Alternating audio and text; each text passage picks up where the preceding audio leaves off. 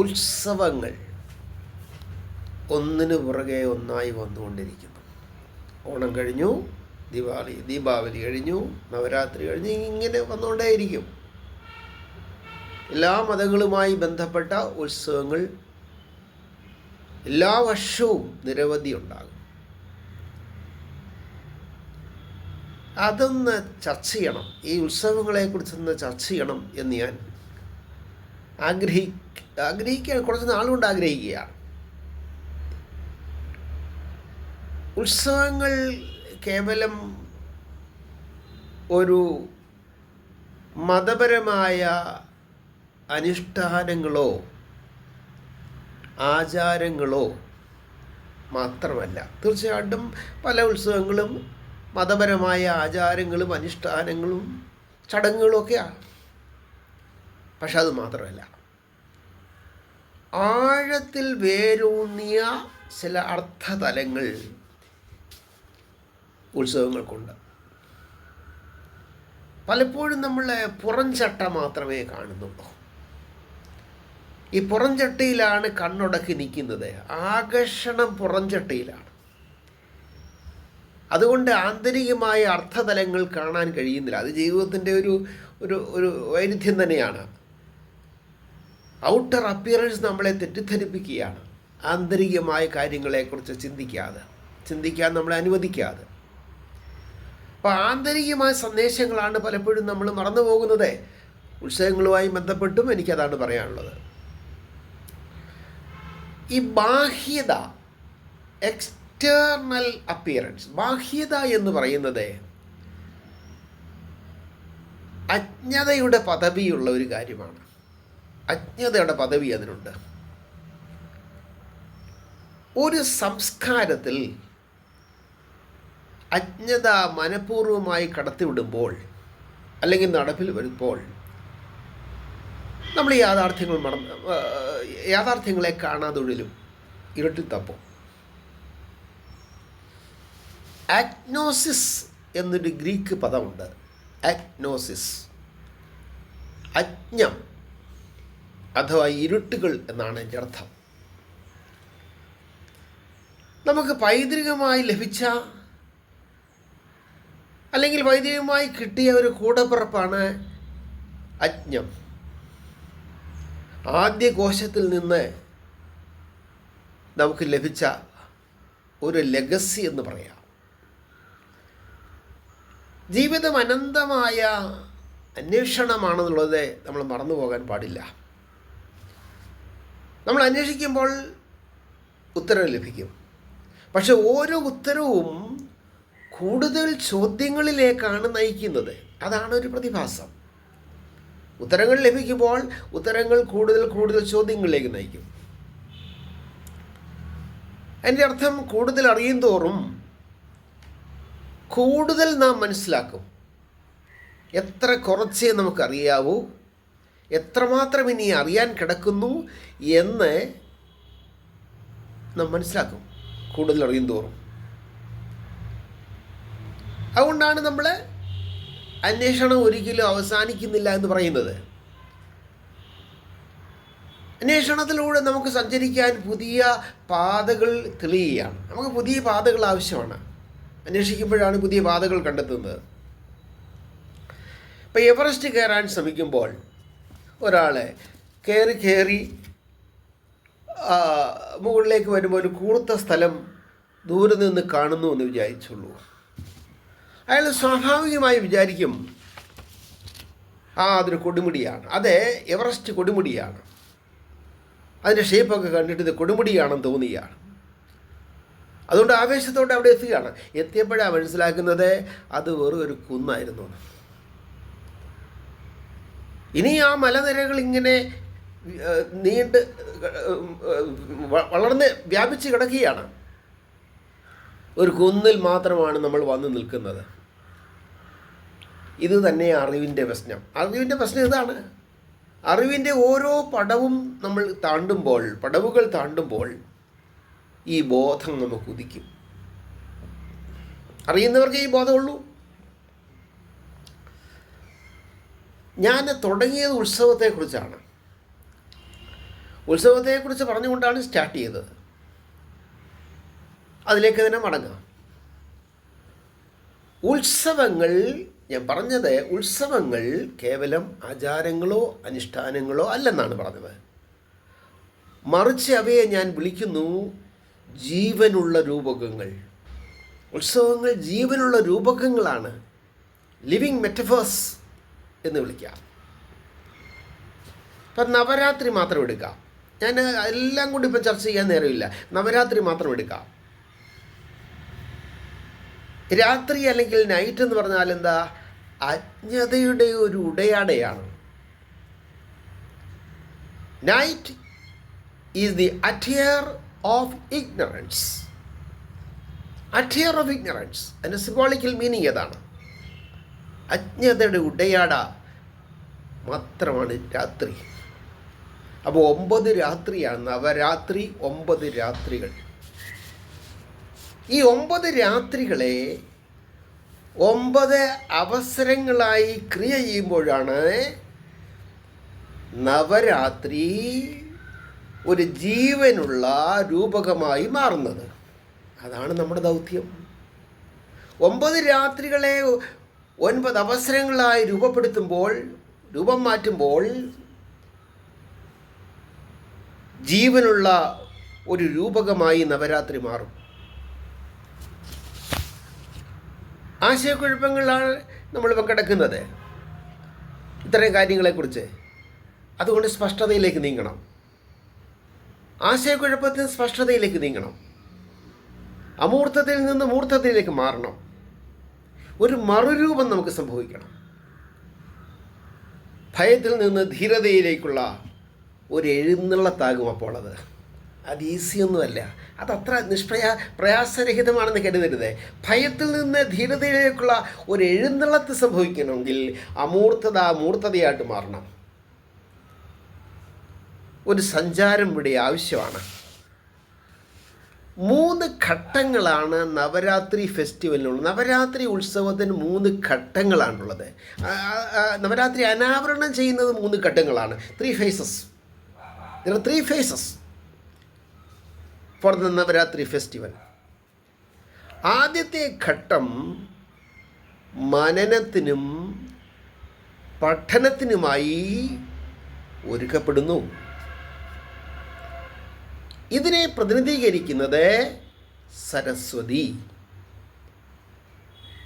ഇവിടെ നമുക്ക് വേണ്ടത് ഉൾക്കാഴ്ചയും ജിജ്ഞാസയാണ്. ഉൾക്കാഴ്ചയും ജിജ്ഞാസയും വേണം. പഠനവും മനനവും നടക്കണമെങ്കിൽ ഇൻസൈറ്റും വേണം, ക്യൂരിയോസിറ്റിയും വേണം. അത് രണ്ടുമില്ലാതെ എന്ത് പഠനം, എന്ത് മനനം? ഇന്ന് നമ്മൾ പ്രത്യേക ലോകത്താണ് കഴിഞ്ഞുകൂടുന്നത്. ഇഷ്ടംപോലെ വാർത്തകൾ വന്നുകൊണ്ടിരിക്കുക. ദിവസം വാർത്തകളുടെ ഒരു എന്താ പറയും ഒഴുക്കാണ്. വാർത്തകൾ വന്നുകൊണ്ടിരിക്കുന്നു ധാരാളം. വാർത്തകൾ മാത്രമല്ല, അറിവുകളും, പുതിയ പുതിയ അറിവുകൾ, നവനവങ്ങളായ അറിവുകളും വന്നുകൊണ്ടിരിക്കുന്നു. ആർട്ടിഫിഷ്യൽ ഇൻ്റലിജൻസും ഡിജിറ്റൽ ലോകവും നമുക്ക് ഏതാണ്ട് നമ്മുടെ കണ്ണഞ്ചിപ്പിക്കുകയാണ്. പക്ഷേ ഇവിടെ ചോദ്യം അതല്ല. ഇത് നമ്മെ കടത്തിവിടേണ്ടത് എന്തിലേക്കാണ്? ആർട്ടിഫിഷ്യൽ ഇൻ്റലിജൻസ് ഒക്കെ നല്ല കാര്യമാണ്, ഡിജിറ്റൽ വേൾഡ് നല്ലത് തന്നെ. പക്ഷേ ഈ ലോകം നമ്മളെ കടത്തിവിടേണ്ടത് എങ്ങോട്ടാണ്? നമ്മളെ കടത്തിവിടേണ്ടത് കേവല അറിവിൻ്റെ ലോകത്തേക്ക് മാത്രമല്ല, വിവേകത്തിൻ്റെയും പരിജ്ഞാനത്തിൻ്റെയും ബുദ്ധിയുടെയും ഒരു ലോകത്തേക്കായിരിക്കണം. അവിടെയാണ് നമുക്കിന്ന് നഷ്ടം സംഭവിച്ചുകൊണ്ടിരിക്കുന്നത്. വിസ്ഡം എന്ന് പറയുന്ന ഇംഗ്ലീഷ് വാക്ക് ഇതെല്ലാം ഉൾക്കൊള്ളുന്നതാണ്. വിവേകവും ബുദ്ധിയും പ്രായോഗിക അറിവും എല്ലാം കൂടെ ചേരുമ്പോഴാണ് ഈ വിസ്ഡമാകുന്നത്. നോളജും വിസ്ഡവും തമ്മിൽ വലിയ വ്യത്യാസമുണ്ട്. വിസ്ഡം ആർജിക്കുമ്പോഴാണ് നമ്മൾ ഭേദാഭേദങ്ങളെ വിഭജിച്ചറിയുന്നത്. ത്യജിക്കേണ്ടത് ത്യജിക്കുവാനും ഗ്രഹിക്കേണ്ടത് ഗ്രഹിക്കുവാനും നമ്മൾ പ്രാപ്തമാകുന്നത് ബുദ്ധി നമ്മളിൽ ഉദിക്കുമ്പോഴാണ്. അത് പ്രായോഗികമായ അറിവെന്ന് പറയാം. ബുദ്ധിയെ പ്രായോഗികമായ അറിവെന്ന് പറയാം. ഇതൊരു വലിയ ആശയമാണ്. വിഷ്ണു എന്ന് പറയുന്നൊരു വലിയ ആശയമാണ്.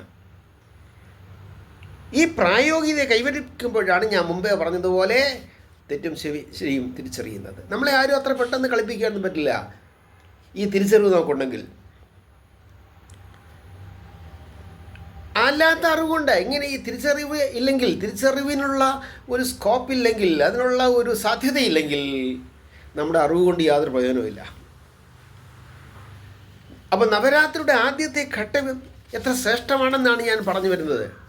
സരസ്വതി ഒരു ഇൻസൈറ്റ് നമുക്ക് തരുന്നു, ഒരു ക്യൂരിയോസിറ്റി തരുന്നു. അറിവ് മാത്രമല്ല, ആ അറിവിനെ ബുദ്ധിയായിട്ട് മാറ്റിയെടുക്കുവാൻ സരസ്വതി വേണം. രണ്ടാമത്തെ ഘട്ടത്തെക്കുറിച്ച് പറയുമ്പോൾ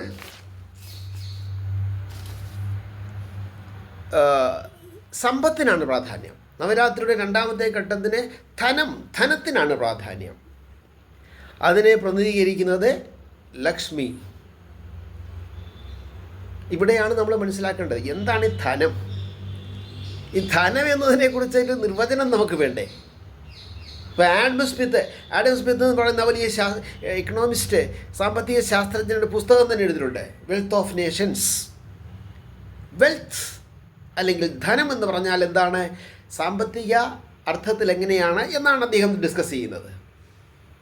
പക്ഷേ ധനം അത് മാത്രമല്ലല്ലോ, സമ്പത്തുമായും ഈ സാമ്പത്തികമായ അല്ലെങ്കിൽ പണത്തിലേക്ക് തന്നെ ചുരുക്കാൻ പാടില്ല.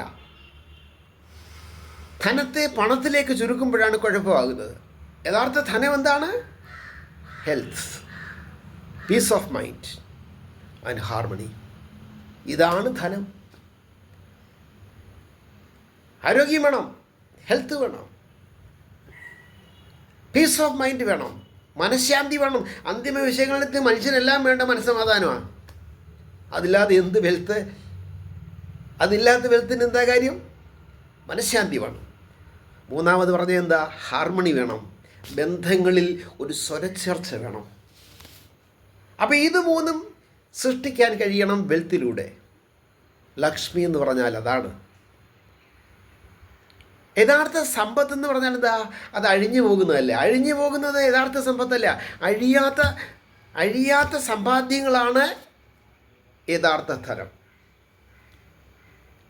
നമ്മൾ ജീവിതത്തോട് എപ്പോഴാണ് നന്ദി പറയുന്നത്? ഒരു മനുഷ്യൻ കുറേ ജീവിച്ച് കഴിഞ്ഞ് ജീവിതത്തോട് നന്ദി പറയും. പക്ഷെ എല്ലാവർക്കും നന്ദി പറയാൻ പറ്റത്തില്ല. ചിലർ ജീവിതത്തോട് ദിവസവും നന്ദി പറയും. എന്താ കാരണം? കൃതജ്ഞതയോട് ജീവിതത്തോടെ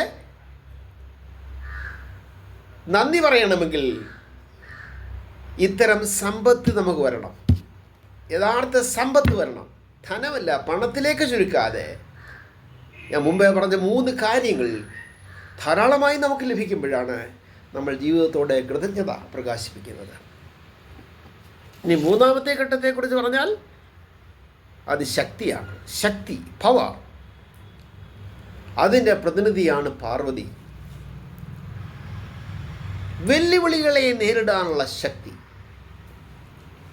നിഷേധ അനുഭവങ്ങളെ മറികടക്കാനുള്ള ശക്തി, ശേഷി. Power to handle negativity. ജീവിതം നിങ്ങളെ തള്ളി താഴെയിടുമ്പോൾ സടകുടഞ്ഞെഴുന്നേൽക്കാൻ ഒരു സിംഹത്തിൻ്റെ ശേഷിയുണ്ടാകണം. സടകുടഞ്ഞെഴുന്നേൽക്കുന്ന സിംഹശക്തിയാണ് ഇവിടെ നമ്മൾ ഉദ്ദേശിക്കുന്നത്. ജീവിതം നമ്മളെ തട്ടി താഴെയിടുമ്പോൾ. അപ്പോൾ അങ്ങനെയുള്ള ശേഷിയുള്ള ഒരാൾ, ഒരു വ്യക്തി വിജയദശമിയിലേക്ക് എത്തും, വിജയദിനത്തിലെത്തും. വിജയദിനത്തിൽ എത്തണമെങ്കിൽ സർവായുധങ്ങളൊക്കെ ധരിക്കണം. വിസ്ഡവും വെൽത്തും റെസിലിയൻസും ഹാർമണിയും ഒക്കെ ധരിച്ചുകൊണ്ട് വിജയദിനത്തിൽ നമ്മൾ എത്തുകയാണ്. എന്താണ് വിജയം എന്ന് പറയും? വിജയത്തെക്കുറിച്ച് നമുക്കൊരു സങ്കല്പം വേണ്ടേ? ചിലർ പറയുന്ന ജീവിത വിജയം എന്ന് പറയുന്നത് കുറേ പണം ഉണ്ടാക്കുക. ചിലർക്ക് ജീവിത വിജയം കുറേ പണം ഉണ്ടാക്കുക. അതാണ് അവർക്ക് ജീവിത വിജയം. മറ്റൊരാൾക്ക് ജീവിത വിജയം എന്ന് പറഞ്ഞാൽ സഹജീവികളെ കീഴ്പ്പെടുത്തുക. ഇതൊന്നുമല്ല ജീവിത വിജയം. കുറേ ട്രോഫികൾ വാരിക്കൂട്ടുന്നതാണോ ജീവിത വിജയം? കുറേയേറെ ട്രോഫികൾ വാരിക്കൂട്ടിയാൽ വിജയമാകുമോ? വിജയം എപ്പോഴും ശബ്ദരഹിതമായിരിക്കും. ആക്രോശവും അർമാദിക്കലും ഒന്നും യഥാർത്ഥ വിജയത്തിൻ്റെ ലക്ഷണമല്ല. സ്പോർട്സിലും ഗെയിംസിലും ഒക്കെ അങ്ങനെയൊക്കെ ചിലർ കാട്ടിക്കൂട്ടുമ്പോൾ എനിക്ക് തോന്നുന്ന ഒരു വലിയ വിനീതമായ അഭിപ്രായമാണ്. ആക്രോശവും അർമാദിക്കലും ഒന്നുമല്ല ഉത്തമ വിജയത്തിൻ്റെ ലക്ഷണം. വിജയത്തിൻ്റെ ലക്ഷണം എന്ന് പറഞ്ഞാൽ നല്ല തിരഞ്ഞെടുപ്പുകൾ നടത്താൻ കഴിയണം. ജീവിതത്തിൽ നാം നടത്തുന്ന തിരഞ്ഞെടുപ്പുകളാണ് ജയോത്സവമായിട്ട് മാറേണ്ടത്. തെറ്റായ തിരഞ്ഞെടുപ്പ് വരുമ്പോഴാണ് നമ്മൾ പരാജയപ്പെടുന്നത്. ജീവിതം പരാജയപ്പെടുന്നത് അവിടെയാണ്. അപ്പോൾ യഥാർത്ഥത്തിലുള്ള നല്ല തിരഞ്ഞെടുപ്പുകൾ നടത്തുവാൻ കഴിയുമ്പോൾ ജീവിതം ഒരു ജയോത്സവമായി മാറുകയാണ്. ഒരു ആന്തരികമായ പ്രകാശം നമുക്ക് ലഭിക്കുകയാണ്. കരിന്തിരി കത്താതെ അതിങ്ങനെ കത്തിക്കൊണ്ടിരിക്കും. ഉത്സവത്തെക്കുറിച്ച് എനിക്ക് കൂടുതൽ കാര്യങ്ങൾ പിന്നീടൊരു ഒന്ന് രണ്ട് വീഡിയോകളിൽ ചെയ്യാം എന്ന് ഞാൻ പ്രതീക്ഷിക്കുകയാണ്. ഇപ്പം നവരാത്രിയെക്കുറിച്ച് ഈ ചിന്തകളോടുകൂടി ഞാൻ ഈ വീഡിയോ തൽക്കാലം കൺക്ലൂഡ് ചെയ്യുകയാണ്.